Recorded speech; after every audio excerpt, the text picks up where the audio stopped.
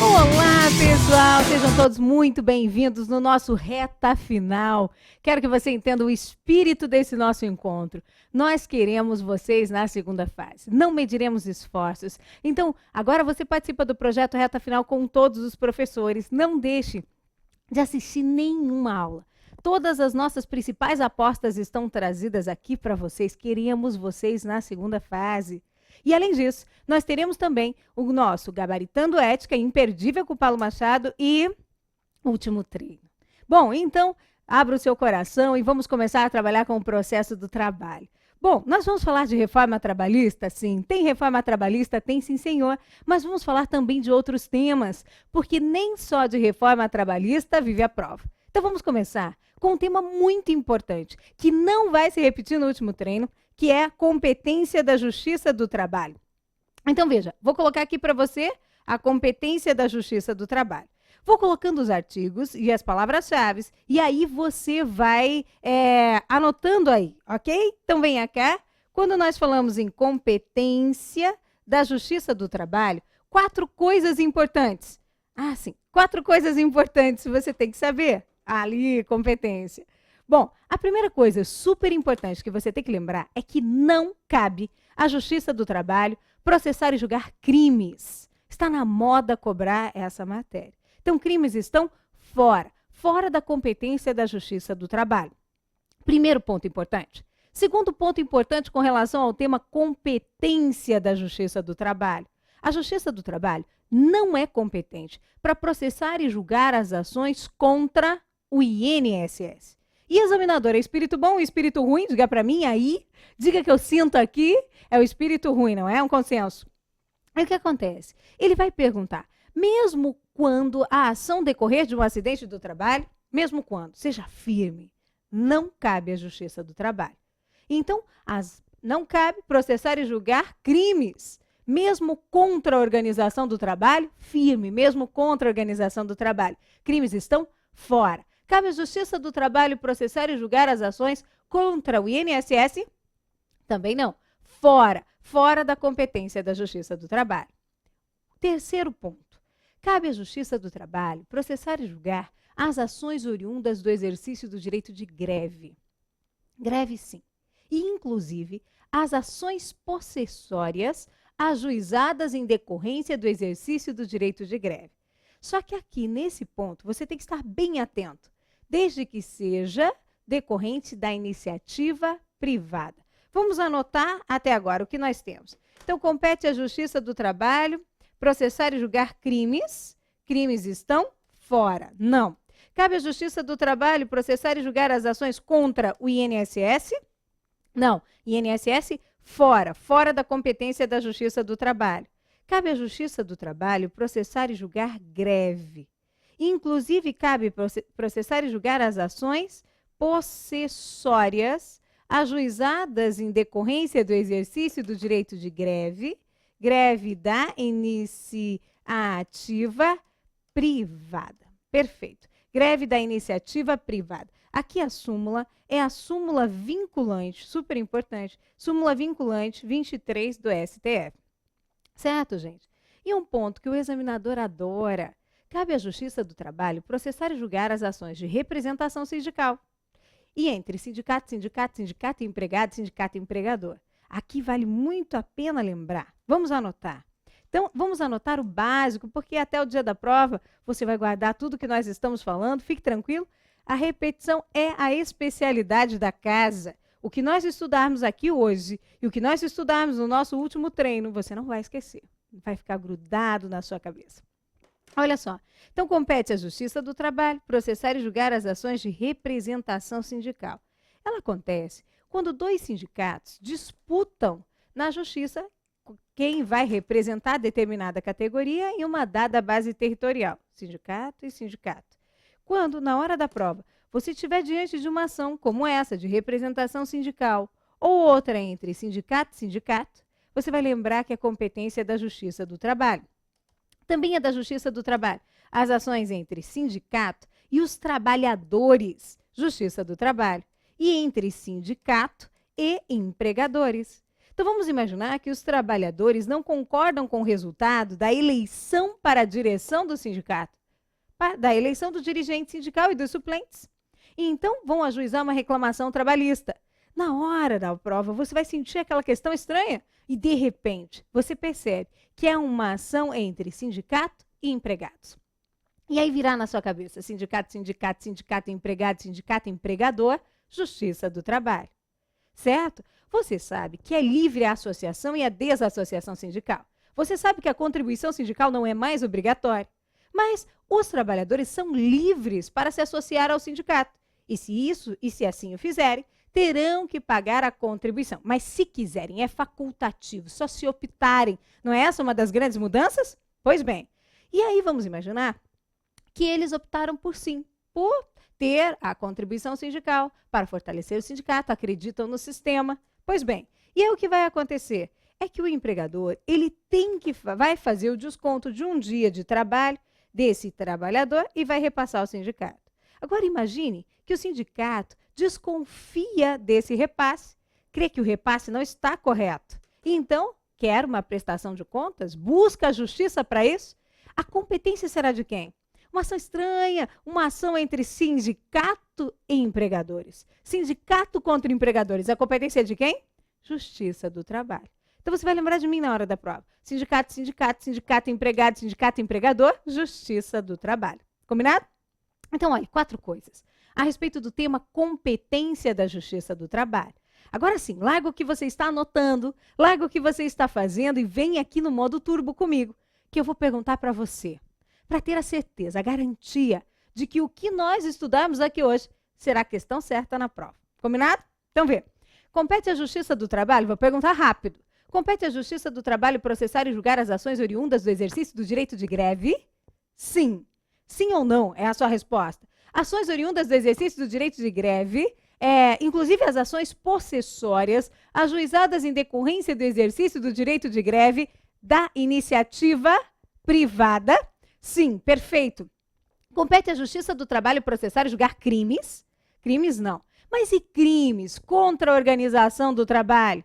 E crime de falsa anotação da carteira de trabalho? E crimes? Compete à Justiça do Trabalho processar e julgar crimes? Não, crimes estão fora da competência da Justiça do Trabalho. Mesmo contra a organização do trabalho, seja firme, mesmo contra. Opa, compete à Justiça do Trabalho processar e julgar as ações contra o INSS quando o empregado sofreu um acidente do trabalho?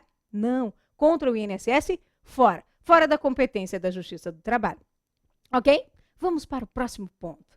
Agora, vamos para dicas rápidas relacionadas com a reforma trabalhista. São as nossas dicas express, coisas que você precisa saber. Primeira dica, a contagem dos prazos no processo do trabalho é em dias úteis, tal como ocorre com o processo civil. Quer o artigo? Promete que você só anota o artigo? Se você tiver dúvida, você faz um asterisco e depois lê o artigo. O artigo é o 775 da CLT, contagem dos prazos em dias úteis no processo do trabalho. Próxima questão. Questão de número 2. Então, dica 2 da reforma trabalhista. 2. Essa tem tudo para cair na prova. O artigo é o 843, parágrafo 3º da CLT. Essa dica refere-se a uma mudança que é quase um pecado que aconteceu no processo do trabalho depois da reforma trabalhista. O preposto, aquele que comparece na audiência no lugar do dono da empresa, aquele que comparece na audiência como se fosse o dono, em que tudo que sai da boca dele é como se estivesse saindo da boca do próprio dono da empresa, não precisa mais ser empregado da empresa. Não precisa ser empregado da empresa, certo? Então quer dizer que eu posso ter 2 advogados? Posso. Quando se apresentarem no dia da audiência 2 advogados pela empresa, um dirá, eu vim na condição de advogado e o outro na condição de preposto. Está aberta a temporada do preposto profissional. Está aberta a indústria do preposto profissional. Veja, quando o preposto tinha que ser empregado da empresa, ele não sabia, ele não estudava o processo, como fazem os advogados, como compreendem bem os contadores. Ele não estudava o processo. Ele podia até responder como o próprio empregador as perguntas formuladas ali no dia da audiência, mas sem saber qual era a situação do processo, sem saber das consequências das suas respostas precisamente, porque eles não precisavam ser, porque eles tinham que ser, aliás, empregados da empresa. Hoje não. Hoje não. Aquele que aparece no lugar do dono da empresa no dia da audiência, o preposto, não precisa ser empregado. Essa foi uma mudança tão significativa que é muito importante que você lembre para a nossa prova. Perfeito? Vamos para 3. Dica 3 dessas nossas dicas de reforma trabalhista. Oh, gente, essa foi muito impactante. Muito impactante. Tão simples e tão impactante depois da reforma trabalhista, que você precisa guardar, será objeto das nossas provas. Olha só, é a execução. A execução do processo do trabalho não é de ofício. Salvo, e aí tudo que é exceção merece muito destaque, salvo em uma situação. A execução só será de ofício no processo do trabalho na hipótese de jus postulante. E quando você tem jus postulante? Quando empregado e empregador, quando o empregado ou empregador demandam pessoalmente. Isso quer dizer o quê? Sem advogado. Então, a execução no processo do trabalho depende de requerimento da parte. A execução do processo do trabalho não é de ofício. Não é de ofício em todas as hipóteses? Não. Tem uma exceção, que é na hipótese de jus postulante aqui no nosso processo do trabalho. Vamos anotar? O artigo é o 878 da CLT. Execução do processo do trabalho, em regra, não é de ofício. Vamos para uma próxima dica da reforma trabalhista 4. Até quando que o reclamante pode desistir da reclamação trabalhista sem o consentimento do reclamado? Sem o consentimento. É aqui, ó, o artigo é o 841, parágrafo 3º da CLT. Pode desistir, então vou colocar aqui, desistir da reclamação trabalhista até a apresentação da defesa. Depois da apresentação da defesa, e aí a defesa pode ser apresentada ainda que eletronicamente, mesmo eletronicamente, não poderá mais o reclamante desistir da sua reclamação sem o consentimento do reclamado. Certo? Próxima dica express, 5ª dica express. Vamos lá, minha gente, já falamos sobre prazos, que são contados em dias úteis. Já falamos sobre o preposto, que não precisa ser empregado da empresa, hoje podem ser 2 advogados. Só uma pequena observação aqui no item 2. Só uma pequena. Podem ser 2 advogados. O que não pode acontecer, é que um mesmo advogado figure no mesmo processo como advogado e como preposto. Isso não pode. Isso é vedado, certo? Pelo próprio Estatuto da OAB. O artigo 878 da CLT, a execução no processo do trabalho, em regra, não é de ofício. Depende do requerimento da parte, salvo na hipótese de jus postulante. Falamos também da desistência. Até quando pode acontecer a desistência da reclamação pelo reclamante sem o consentimento do reclamado até a apresentação da contestação? E a contestação? E se ela for apresentada eletronicamente? Vale o mesmo? Vale o mesmo. E a 5ª dica expressa aqui no nosso processo do trabalho, vai dizer respeito também à reforma trabalhista e nós vamos falar sobre o artigo 800 da CLT. O artigo 800 da CLT versa sobre a exceção de incompetência, gente.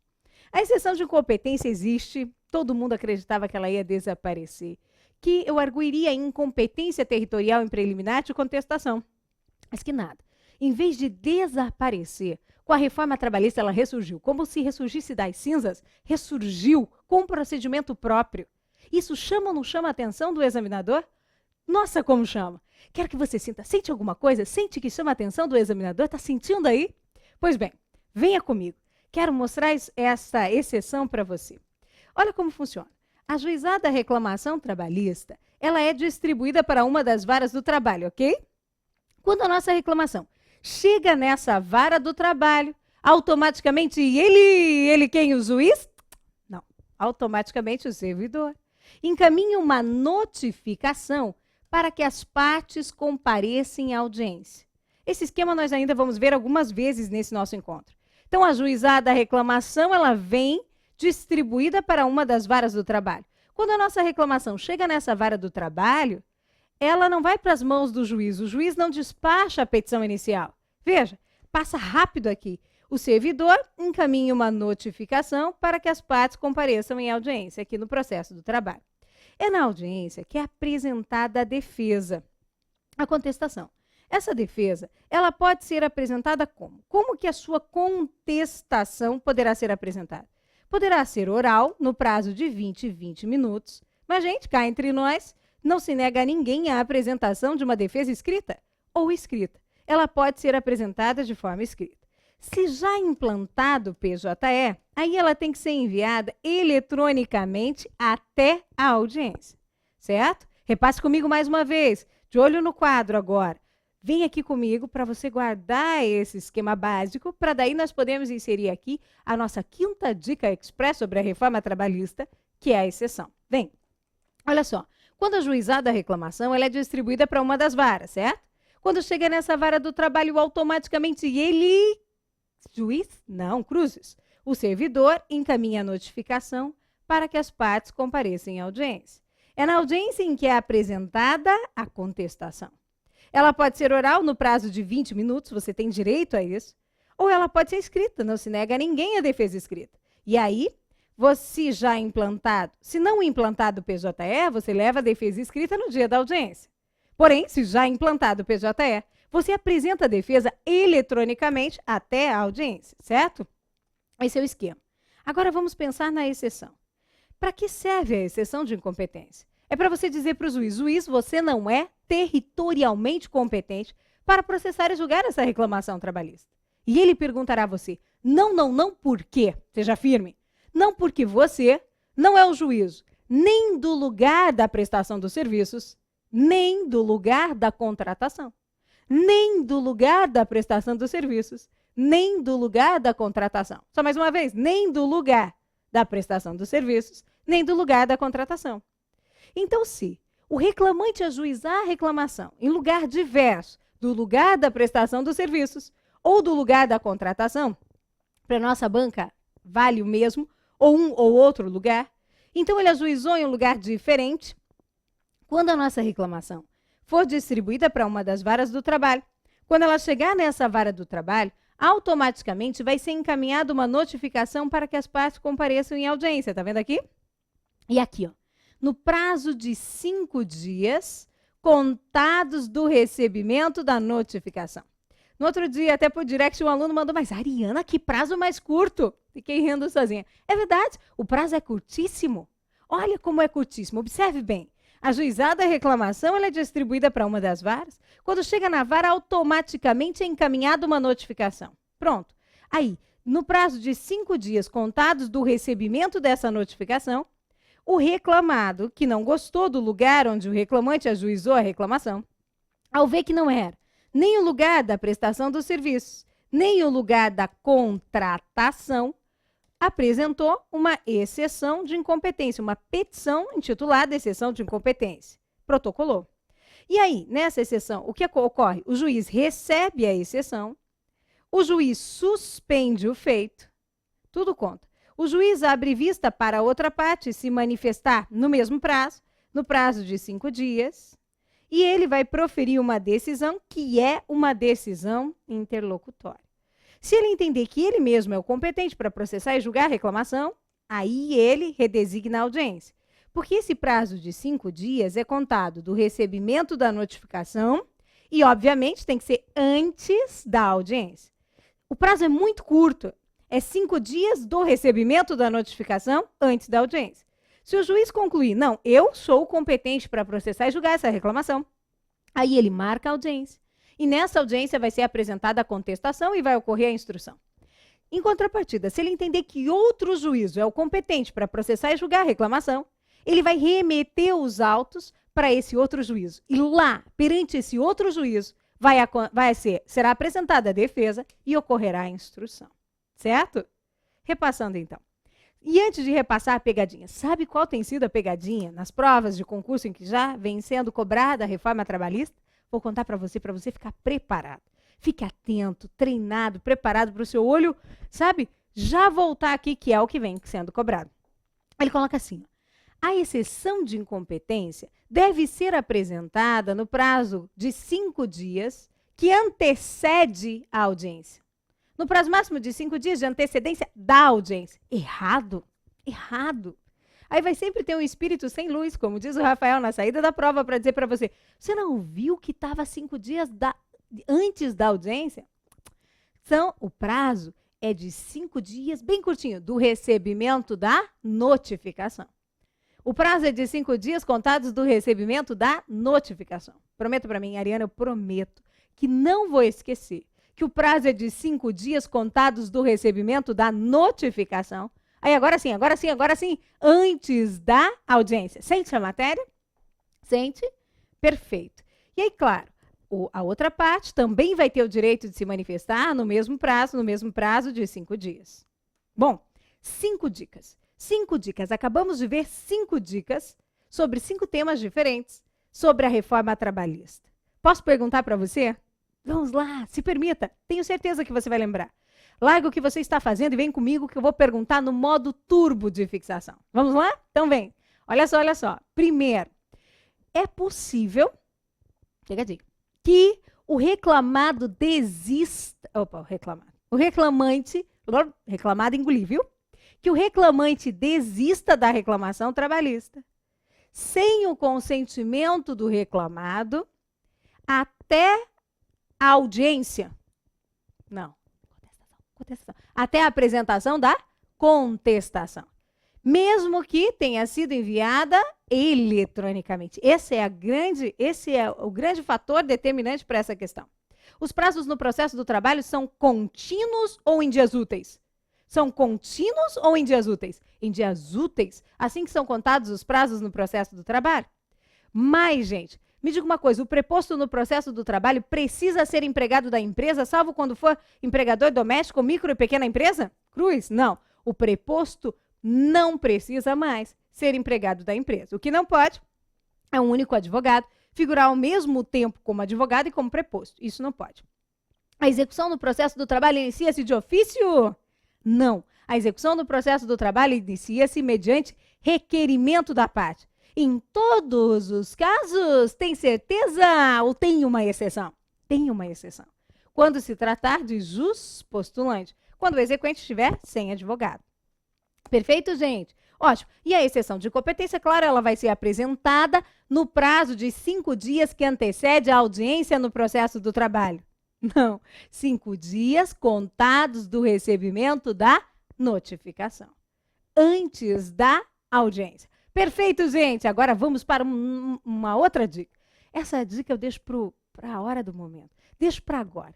Mande sua energia positiva. Pense positivamente aqui comigo. Sabe que as energias, elas fluem mais rápido do que podemos imaginar. Pensa aí que caia, que agora vem uma questão que vai cair na prova. Essa dica é sua, de acordo com a sua energia. Manda aqui, vamos ver o que pode vir. Então, essa é a nossa dica pressentimento. Ai, meu Deus, acho que vai. Sabe qual é o sonho de todos os professores que passam por aqui? Acertar as questões de prova nessa reta final e no último treino. Nessa reta final, no revisar-se, no último treino, são os momentos assim que todo professor pensa que vem uma questão. E essa é a sua questão. Vamos ver se você pensou na mesma coisa que eu. Creio que vai cair na prova, nessa prova sim, vai cair a situação do beneficiário da justiça gratuita. Como estão falando do beneficiário da justiça gratuita? Vou te explicar por quê. Mas isso só para você entender a importância dessa matéria.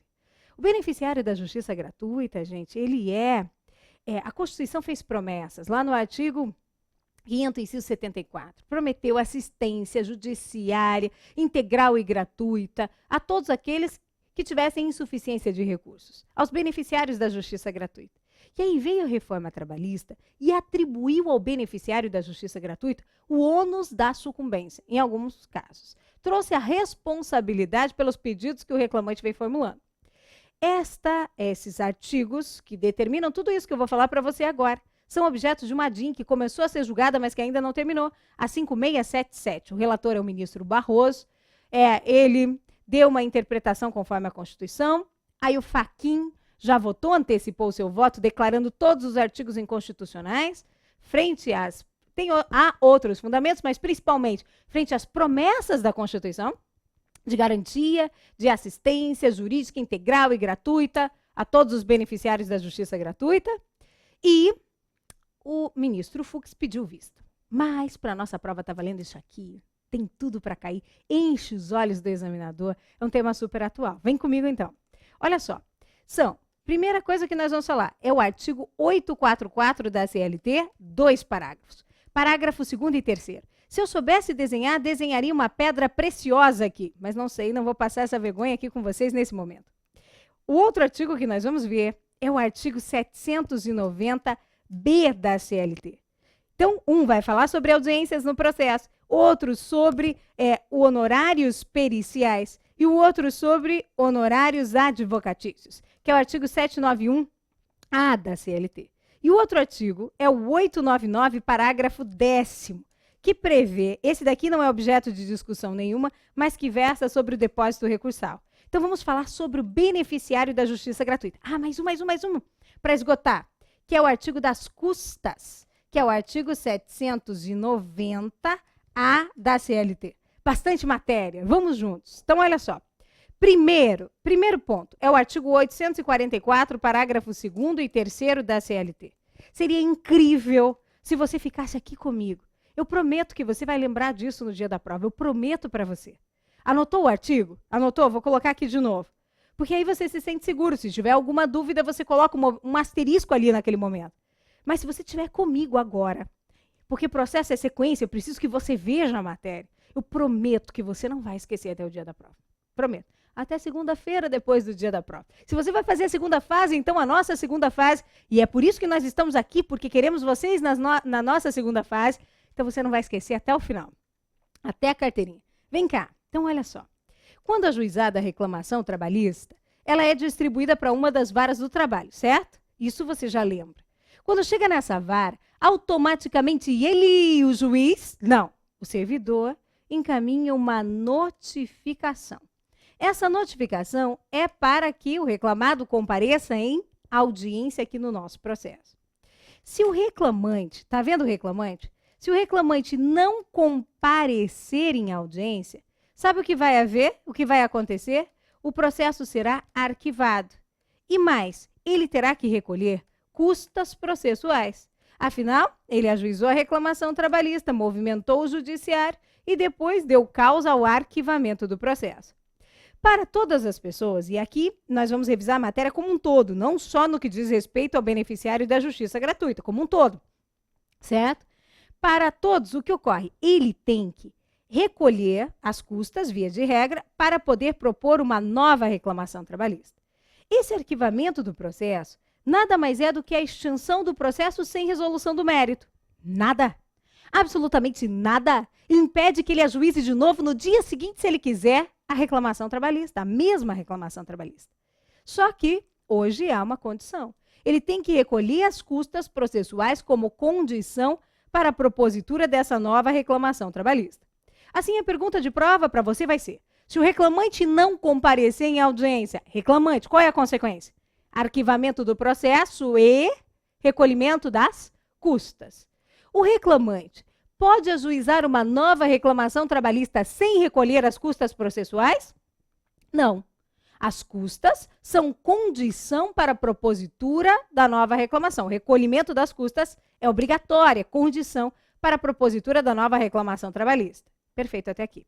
Agora, e se o reclamante for beneficiário da justiça gratuita? Aí para ele duas opções. Pode ser que o reclamante já recolha as custas processuais, porque ele não tem nenhum motivo legalmente justificável para não ter comparecido em audiência. Por exemplo, ele dormiu demais, perdeu o horário, e aí não deu tempo de chegar, não conseguiu, se atrasou no trânsito. Não são motivos legalmente justificáveis para o não comparecimento do reclamante em audiência. Ele mesmo sabe que ele não tem um motivo legalmente justificável. Então, ele recolhe as custas e mesmo o beneficiário da justiça gratuita ajuiza a reclamação. Porém, gente, se ele tiver um motivo legalmente justificável, uma justificativa, no prazo de 15 dias, então, sem o recolhimento das custas, sem recolher as custas, ele vai poder propor essa nova reclamação. Claro, vai ser aceita a justificativa dele. E uma vez aceita a justificativa, que ele apresentou no prazo de 15 dias, ele pode propor uma nova reclamação. Certo? Então, vou repassar isso aqui com você. Vamos ver. Se o reclamante não comparecer em audiência, a consequência é o arquivamento do processo e a condenação do reclamante no pagamento das custas. Sim ou não agora? Responda para mim, sim ou não? Larga o que você está fazendo. Se o reclamante não compareceu em audiência, o processo foi arquivado, ele tem que recolher as custas como condição para a propositura da nova reclamação? Fala firme. Tem, sim, tem sim. Agora, se ele for beneficiário da justiça gratuita, ele tem uma chance de não precisar recolher. Ele, então, precisa justificar a sua ausência. Ele pode justificar a sua ausência no prazo de 15 dias, trazendo um motivo legalmente justificado, e, então, sem recolher as custas, propõe a nova reclamação. Então, gente, uma coisa. O reclamante, mesmo com a reforma, ele é isento de recolhimento de custas. Ele é isento. Ele só tem que recolher custas se ele não comparecer em audiência e não justificar no prazo de 15 dias. Então, o reclamante, depois da reforma trabalhista, recolhe custas processuais? Não, ele é isento do recolhimento de custas. Ele é isento. Isso é o que está claro aqui, ó, no artigo que eu vou mostrar para você, no artigo aqui que é o 790A da CLT. Ele é isento do recolhimento de custas. Salvo se, vou falar mais uma vez, ele não comparecer em audiência e não justificar a sua ausência no prazo de 15 dias. Para todas as outras pessoas, se ele não é beneficiário da justiça gratuita, reclamante não compareceu em audiência, então o processo é arquivado. Ele tem que recolher as custas como condição para a propositura de uma nova reclamação. Ótimo. Já vimos esse e esse. Terceiro ponto. É o artigo 790B. Poxa, você não acredita, eu estava apostando que ia cair na última prova. Não caiu. Então, a minha aposta se transmite, ela seguiu, vai que estava só atrasado, né, o pressentimento. E cai nessa prova. Sabe aquela questão que é típica, que tem cara de prova? Cara da prova da OAB? É essa aqui, o artigo 790. Olhe para ele com muito, muito carinho, receba esse artigo com muito, muito carinho. O artigo 790B fala dos honorários do perito. Quem é que paga os honorários periciais? Quem paga os honorários periciais? É a parte sucumbente no pedido. Sabe, gente, ninguém adianta despesas processuais no processo do trabalho. Ninguém adianta custas. Ninguém adianta honorários periciais. Não. Quem paga os honorários do perito é a parte sucumbente lá no pedido que levou à produção da prova pericial. Mas o examinador vai perguntar. Quem paga os honorários do perito é a parte sucumbente na demanda? Não. O segundo é onde as pessoas mais erram. Quem paga os honorários do perito é a parte sucumbente na perícia? Não. Quem paga os honorários do perito é a parte sucumbente. Sucumbente no quê? No pedido. É a parte sucumbente na pretensão, no pedido, que levou à produção da prova pericial. Que levou à prova pericial aqui no nosso processo. Certo? Então, é aqui que você tem que lembrar. Agora, qual é o grande segredo da prova? O grande segredo é esse aqui, ó. Ainda que, porque antes era salvo se, ainda que beneficiário da justiça gratuita. Certo? Então, ainda que. Ariana, você está me dizendo que o beneficiário da justiça gratuita, ele vai pagar honorários periciais? Aham, isso. Por isso que todos estão escandalizados. Porque o beneficiário da justiça gratuita também pagará honorários periciais, se ele perder o pedido que levou à produção da prova pericial. Agora, fique atento, ele não tira dinheiro do bolso. Esse reclamante, beneficiário da justiça gratuita, por exemplo, que perdeu o pedido que levou à produção da prova pericial, pode ter R$1 milhão depositados numa conta que ninguém vai sacar nenhum centavo desse R$1 milhão para pagar os honorários do perito. Não. Como? Então, como que ele vai pagar? Ele vai pagar, gente, com os créditos do processo, com os créditos deste processo, créditos do processo. Então, vamos imaginar que ele ganhou R$10.000 e os honorários do perito eram 600. Nós vamos descontar 600 desses R$10.000. Com os créditos do processo ou de outro processo. Desse processo ou de outro processo. Mas, Ariana, você não acredita, ele ganhou 0 nesse processo e ele sequer tem outro processo. Alguém vai poder, então, sacar o dinheiro lá da conta dele e fazer uma penhora? Não. Aí quem vai pagar é a União, certo? Então, cuidado com isso aqui.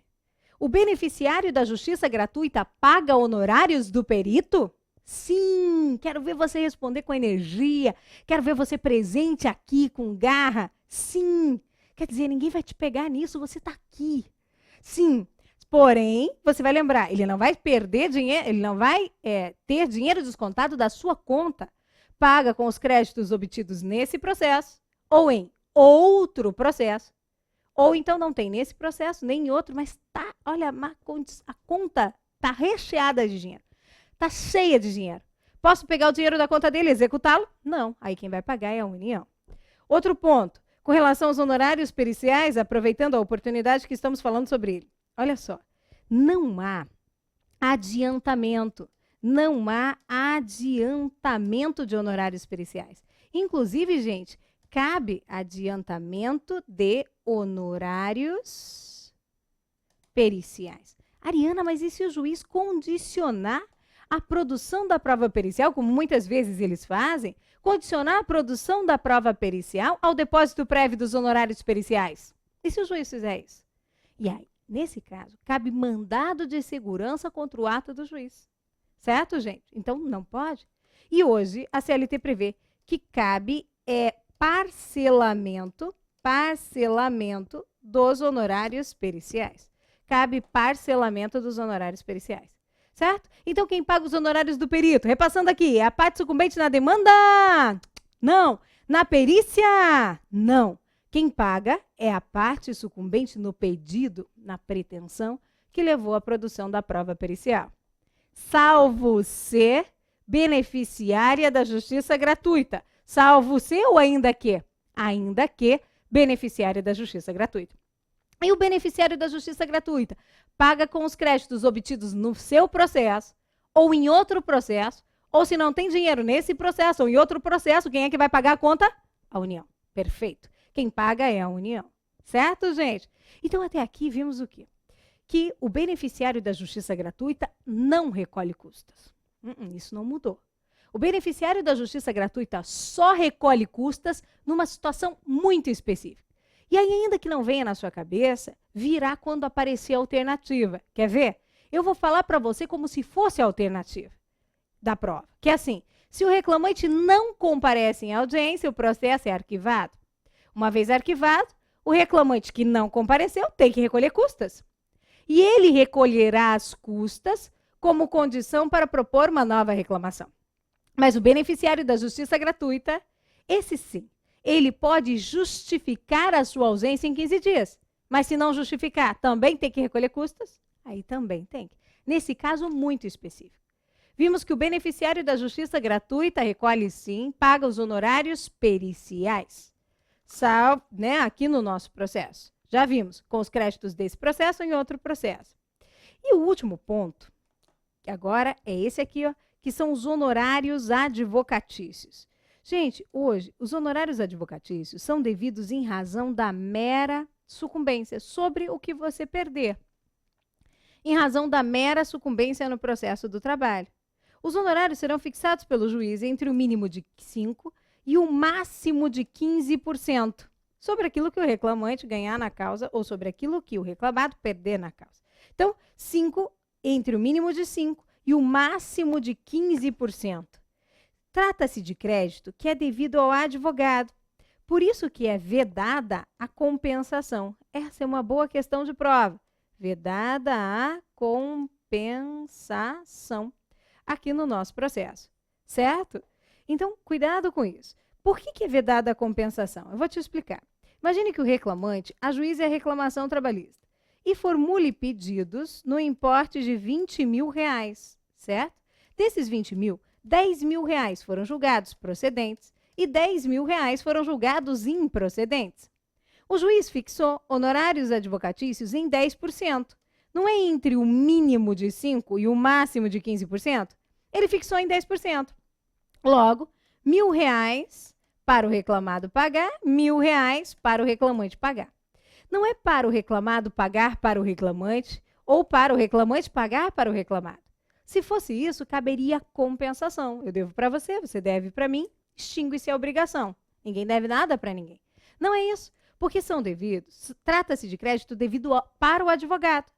Então, quanto ao que foi julgado procedente, quanto ao que o reclamado foi condenado, ele tem que pagar honorários para o advogado do reclamante.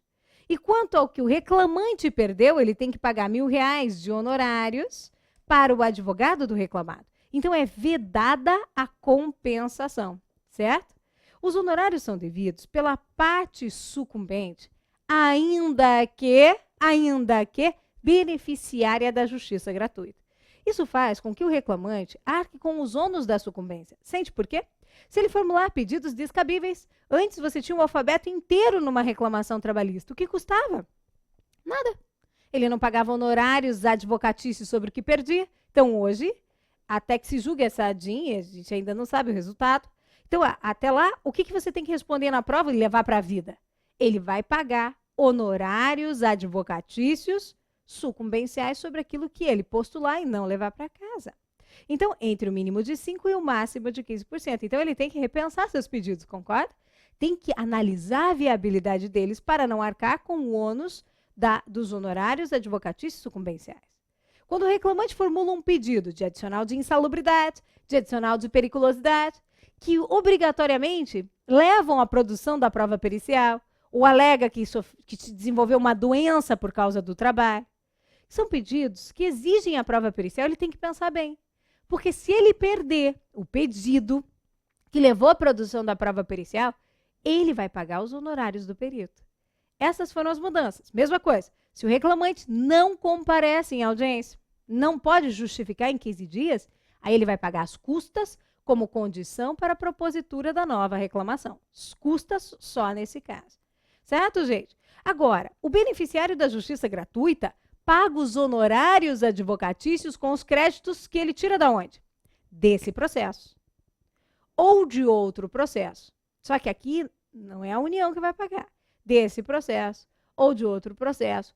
Ou então, eu posso, no prazo de 2 anos, veja que não é automático, comprovar que ele perdeu os requisitos, não preenche mais os requisitos da justiça gratuita. E se ele não preenche mais os requisitos da justiça gratuita, então, tem condições de arcar com as despesas do processo, aí sim os honorários poderão ser executados. Então, quando se trata de honorários advocatícios, o beneficiário da justiça gratuita paga como? Paga com os créditos, paga com créditos do processo. Do mesmo processo. Ou de outro processo, se ele tiver créditos para receber em outro processo. E se ele não tem créditos nesse processo, nem em outro processo, nesse momento em que ele é beneficiário da justiça gratuita, nós podemos ir lá e penhorar um pouco o dinheiro que ele tem na conta? Não, aí não. Aí sim, no prazo de 2 anos, é possível comprovar.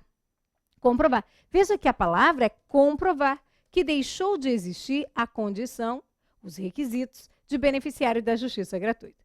Isso quer dizer que é possível, em 2 anos, ficar de olho nas redes sociais dele para ver se mudou a sua situação econômica. Certo, gente? Então, aqui, nós vimos muitas coisas importantes, mas eu ainda quero comentar uma outra coisa com você. Olha, então nós vimos que o beneficiário da justiça gratuita, você vai me respondendo, paga custas se não comparecer em audiência e não puder justificar em 15 dias. Ele paga honorários do perito se perdeu o pedido que levou à produção da prova pericial, com os créditos desse processo ou de outro processo. O perito não pode ficar sem receber pelo prazo de 2 anos. Se ele não tem créditos nesse processo, nem em outro processo, como é que o perito recebe? A União paga. Então, o beneficiário da justiça gratuita também paga honorários advocatícios sucumbenciais. Paga com os créditos desse processo, ou de outro processo, ou então, no prazo de 2 anos, se eu puder comprovar. Ou então eu posso executar os honorários, se no prazo de 2 anos eu puder comprovar que ele perdeu a condição de beneficiário da justiça gratuita. Perfeito? E nós vimos que o beneficiário da justiça gratuita é isento de custas, salvo quando não comparece em audiência e não justifica em 15 dias. Você guardou esses 4 itens? Pois bem, o reclamante que faltar na audiência... Agora é uma crítica. O reclamante que faltar na audiência e não puder justificar em 15 dias, paga custas para propor uma nova reclamação. O reclamante que pediu pedido, que levar a produção da prova pericial e perder esse pedido, tem que pagar honorários do perito, com os créditos desse processo ou de outro. O reclamante, que é normalmente o beneficiário da justiça gratuita, vai pagar os honorários advocatícios sobre o que postular e não levar. Concorda comigo? Entre o mínimo de 5, o máximo de 15. Custa, se não justificar, honorários advocatícios, honorários periciais. Porém, quando a empresa é beneficiária da justiça gratuita, então a reforma veio e mudou isso aqui para dizer que ela sim é isenta de depósito recursal. Então, se ela é beneficiária da justiça gratuita, a empresa vai ser isenta de depósito recursal. Boa, boa. Você conseguiu pegar? Essa é a essência, gente. Essa é a matéria principal. Esses são os assuntos mais debatidos. Pegou? Valeu a pena a sua presença aqui. Meu Deus, que pressentimento foi esse tão grande que você lançou aqui pra gente? Bom, gente, vamos em frente. Por falar em depósito recursal, a reforma mudou as coisas aqui também. Então, vamos às nossas dicas agora sobre depósito recursal. Ao final, vou repassar com você no modo turbo, certo? Depósito recursal. Olha, quem faz o depósito recursal é o reclamado, quando ele for o empregador ou o tomador dos serviços.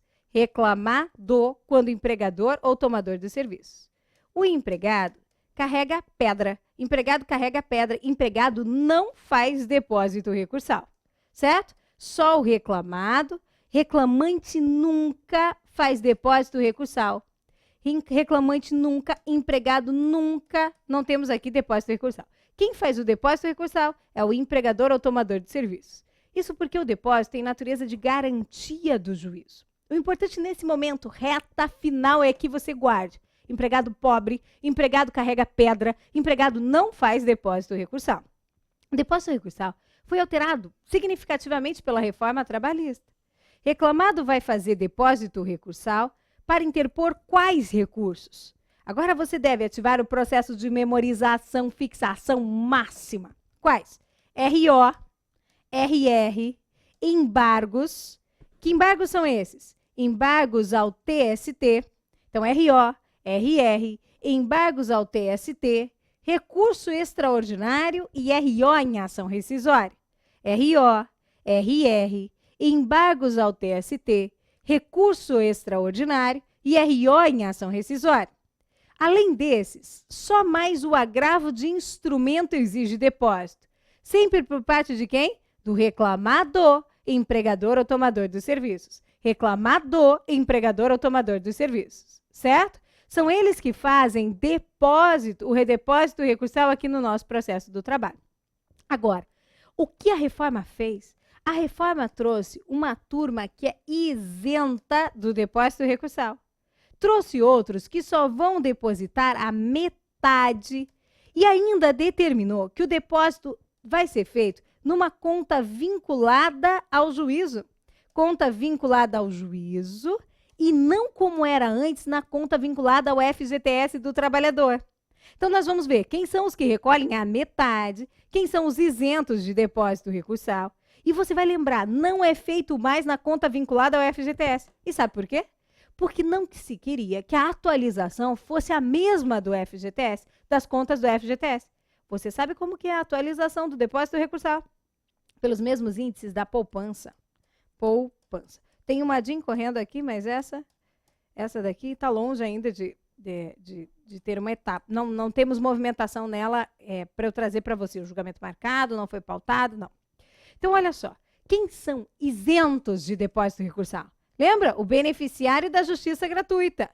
Ah, então a empresa, empregador, é beneficiário da justiça gratuita. Ele é isento de depósito recursal? Sim, de custas e de depósito recursal.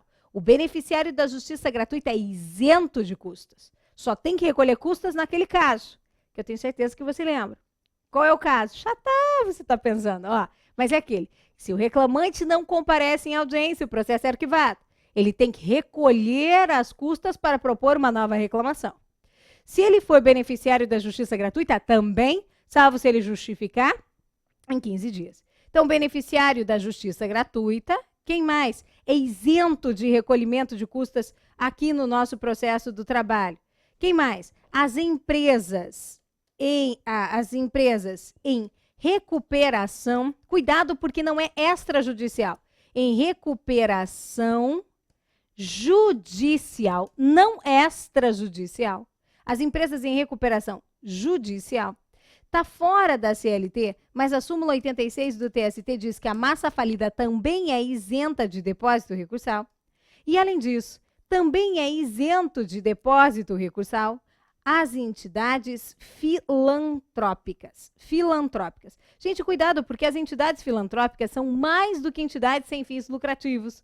As entidades sem fins lucrativos, os sindicatos, os condomínios, todas essas entidades sem fins lucrativos recebem dinheiro, às vezes movimentam muito dinheiro.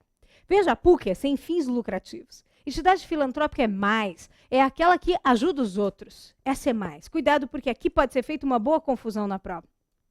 Esses são isentos. Quem recolhe a metade do depósito recursal? Então, o empregador doméstico. Quem mais? O microempreendedor. Eu vou te falar agora e você vai ouvindo, porque não vai ter espaço aqui, o nosso tempo está explodindo, 7 minutos. Microempreendedor individual. Então, empregador doméstico, microempreendedor individual. Nós podíamos falar mais um e irmos repetindo, hein? Em conjunto, o que você acha? Topa? Topas? Vamos lá? Então, empregador doméstico, microempreendedor individual. As microempresas e empresas de pequeno porte. Então, empregador doméstico, microempreendedor individual, microempresa e empresa de pequeno porte e as entidades sem fins lucrativos. Filantrópica é mais, é isenta, ajuda outros. Então, quem recolhe a metade? Quem recolhe a metade é o empregador doméstico. Todos eles agora, me ajuda. Microempreendedor individual. O que mais? Microempresa e empresa de pequeno porte. E o último, que é quem? Que são as entidades sem fins lucrativos. Paralelamente, são isentos os beneficiários da justiça gratuita. Quem mais é isento, gente? As empresas em recuperação judicial, extrajudicial não é isenta. Recuperação judicial, ou a massa falida, e as entidades filantrópicas. O depósito é feito na conta vinculada ao FGTS? Cruz Credo é feita na conta vinculada ao juízo e não nas contas vinculadas ao FGTS. Cuidado com isso. E qual é o índice que atualiza esse valor? É o mesmo índice da poupança. Perfeito, gente. Guardou até aqui? Ótimo. Com relação ao depósito recursal, mais um ponto.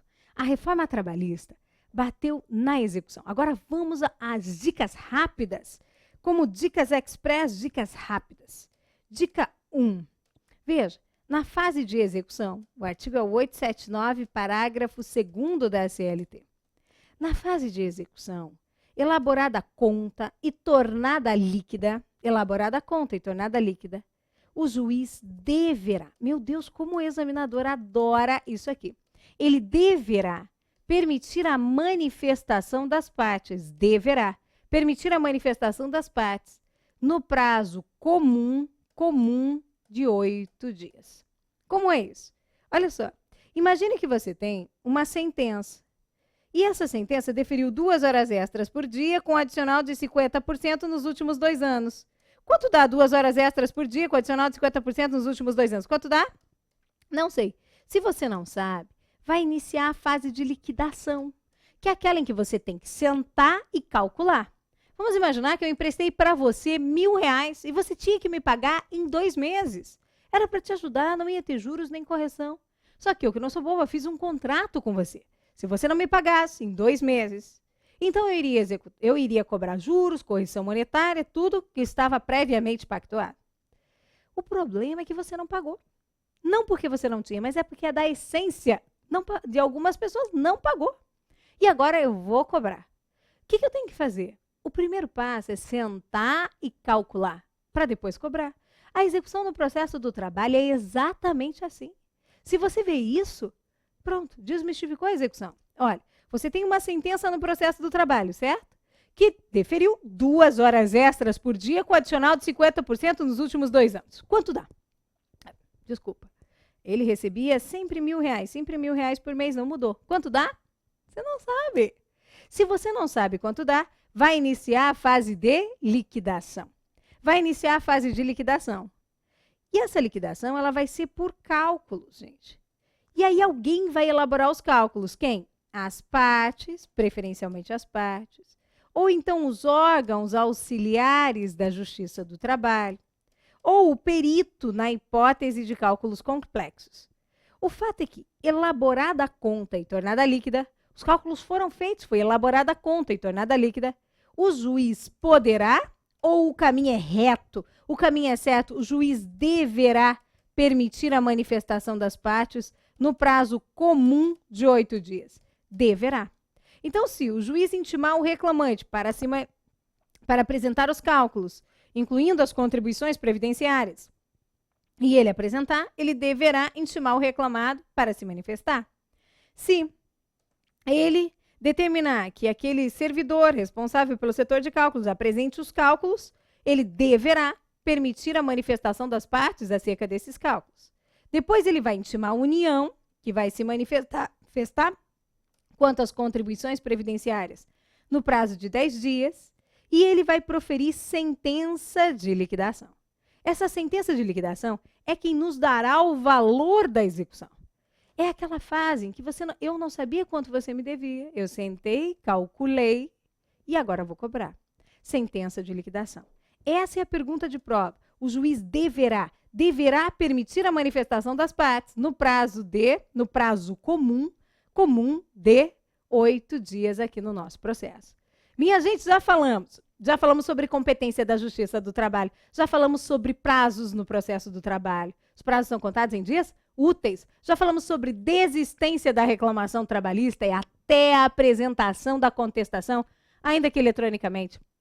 Já falamos sobre honorários do perito, já falamos sobre honorários advocatícios, já falamos sobre custas, não comparecimento do reclamante em audiência. Falamos agora sobre execução. Falamos sobre recursos, depósito recursal. E eu quero fechar com uma questão que está apavorando os advogados de reclamante. Antes, no processo do trabalho, só no procedimento sumaríssimo é que o pedido tinha que ser com valor. Agora não. Agora não. O pedido tem que ser com valor em todos os casos. Se você formular um pedido de horas extras, você tem que trazer o valor. Se você pedir adicional de periculosidade, você tem que trazer o valor. Se você formular o pedido de equiparação salarial, tem que trazer o valor. Então, é requisito, segunda dica express aqui, é requisito da petição inicial no processo do trabalho a indicação do valor. Está lá no artigo 840, parágrafo 1º da CLT. Como tem que ser o pedido em todos os procedimentos agora no processo do trabalho? Como? O pedido tem que ser certo, ou seja, você tem que indicar o bem da vida pretendido. O pedido precisa ser determinado. Você tem que dizer qual é a quantidade desse bem da vida pretendido. Então, por exemplo, você pede horas extras. Esse é o bem, pedido certo. Agora, determinado, você quer 2 horas extras por dia, certo? Agora, você tem que trazer o valor. E o valor. Tem que indicar o valor de cada um desses pedidos aqui no nosso processo do trabalho. Isso em todos os procedimentos. Certo, minha gente? Para finalizar, última. Veja, o recurso de revista no processo do trabalho é o recurso que o nosso examinador mais gosta. Preciso da sua concentração máxima, minuto final aqui. Olha, você tem 2 hipóteses de cabimento de recurso de revista. Somente duas, são só duas. Veja, quero que você se concentre ao máximo aqui comigo agora. De uma sentença no processo do trabalho, cabe RO. E do recurso ordinário, você vai pensar em quem? Recurso de revista. De uma sentença no processo do trabalho, na execução, vamos fazer um combinado, eu quero que você jure para mim, prometa para mim, que não vai esquecer isso. De uma sentença no processo do trabalho, na execução, de uma decisão do juiz na execução, nunca, em nenhuma hipótese, jamais vai caber recurso ordinário. De uma sentença proferida pelo juiz do trabalho na execução, cabe agravo de petição. Se por acaso, no dia da prova, você marcar que cabe RO de uma decisão do juiz na execução, prometa para mim que você não vai contar para ninguém. Certo? Então, de uma sentença na execução, agravo de petição. E, no fim da linha, está aqui, dessa nossa pequena linha, recurso de revista. Veja que o princípio que vigora em nosso ordenamento jurídico é do duplo grau de jurisdição e não do triplo. Então, da sentença cabe RO e não sempre RR. Da sentença na execução cabe agravo de petição e não sempre recurso de revista. Então, o recurso de revista só cabe quando eu estiver diante de uma das hipóteses previstas em lei. E eu quero trazer uma hipótese prevista em lei. No procedimento sumaríssimo, não esqueça, no procedimento sumaríssimo, cabe recurso de revista quando contrariar a Constituição, que não pode faltar. Ou então você vai lembrar, quando contrariar súmula do TST ou súmula vinculante. E OJ, Ariana? OJ, prima parente da súmula? OJ não. Sumaríssimo, Constituição, ou súmula do TST, ou súmula vinculante. Bom, isso é para evitar que no dia da prova você pense, será que o legislador deu preferência à súmula em detrimento da lei? Sim, você vai lembrar, recurso de revista no procedimento sumaríssimo é só quando contrariar a Constituição, súmula do TST ou súmula vinculante. Outras dicas, inclusive com relação ao recurso de revista, nós vamos ver no nosso último treino, na sexta-feira, antes da prova. Último, é um intensivo aqui com a gente. Nós vamos aqui agarrados com vocês, como diz o Rafael, de mãos dadas com vocês, até ver o seu nome quando você estiver naquele F5 para a prova, né, da lista de primeira fase, e ele vai aparecer. Então, nós vamos terminar essa trilhada essa trilha com você até a prova de segunda fase. Veja o que eu posso desejar. Posso desejar a você que você tenha garra, que tenha coragem, que quando é para ser seu ninguém tira, que você olhe no espelho de agora até o dia da prova e diga, chegou o meu momento. Tem que acreditar, tem que apostar, tem que confiar em você e você vai para a prova só com o que você está estudando agora? Não, você vai para a prova com a sua experiência de vida. Então, se você estudou muito, estudou médio ou estudou pouco, você sempre vai achar que pode estudar mais. A diferença agora entre ver o nome naquela lista dos aprovados ou não é o quanto você pode acreditar. E o quanto você vai levar da sua experiência toda de vida, de tudo que você viu, estudou, ouviu, até o dia da prova. É acreditar, é apostar, dar o gás no final agora com a gente aqui e torcer que esse chegou o seu momento. Conte conosco. Um grande beijo e agora vocês vão receber aí aquele que eu acho que é o melhor professor de Direito do Trabalho, o Rafael. Um beijo, minha gente. Um grande beijo para vocês. Tchau, tchau.